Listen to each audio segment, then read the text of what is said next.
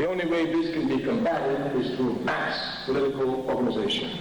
I think we're about at the conclusion. Fundamentals for unity presupposes organization. Now, we did say one thing, and this is a point we must hammer home. We said that when you think, you must think differently from the enemy. The confusion is here. Many Africans in America actually think, and even some who call themselves revolutionary and Marxist-Leninists say that we Africans in America have the same culture like other people in America. And they say it. This is a great error. This causes a great deal of confusion.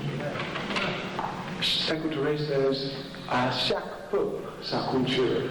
Every people have their culture. As a matter of fact, our culture has been in conflict with the American capitalist culture and continues to be and will be until we destroy it. If you're not thinking clearly about your culture, you'll make big errors. I'll give you an example.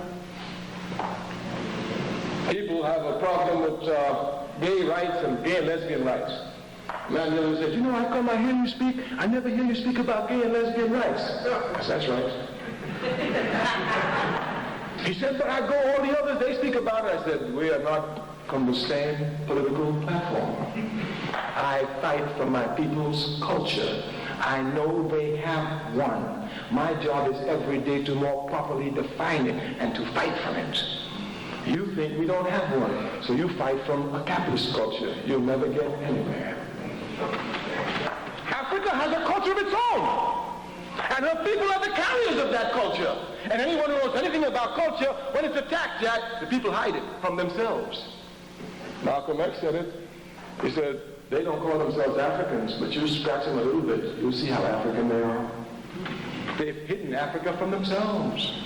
That is to say, the people seeing the enemy overwhelm them will hide the very culture from the people themselves. The conscious element will come to see how they've hid it, to pick it up. Let me give examples on homosexuality. If you will look at the history of Europe, and you know the first law is always to know the enemy.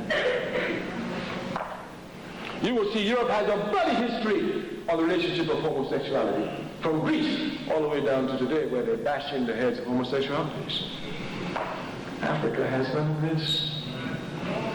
Even Africans in America do not bash in the heads of homosexuals. The question of homosexuality is a question of intolerance. Europe's culture is most intolerant. It's really a culture that has no diversity. It seeks conformity. In the 1960s, if you would go to white colleges, all the white boys on there were wearing crew cuts and sandal shoes. They all look alike. The other day I saw one wearing long hair. He said, what did you do for me anyway? I said, made it possible for you to wear long hair. Yes, broke up the conformity. It's most intolerant. It's most intolerant. African culture is very tolerant. As a matter of fact, that's why we're the trouble we're in today.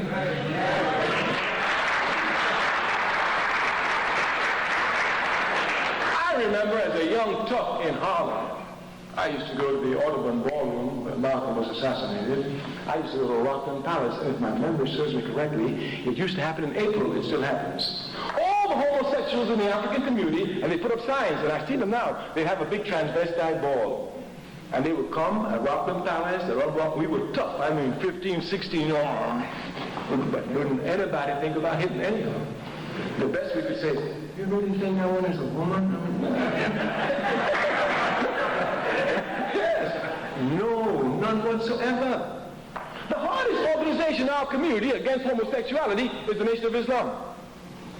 You hear Minister Farrakhan now saying, you better tell them they got to straighten up their wrists. Yes. But everyone knows James Baldwin.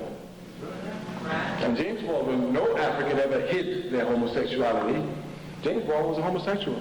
And yet you would hear Malcolm X and Farrakhan praising James Baldwin for his contribution to the struggle.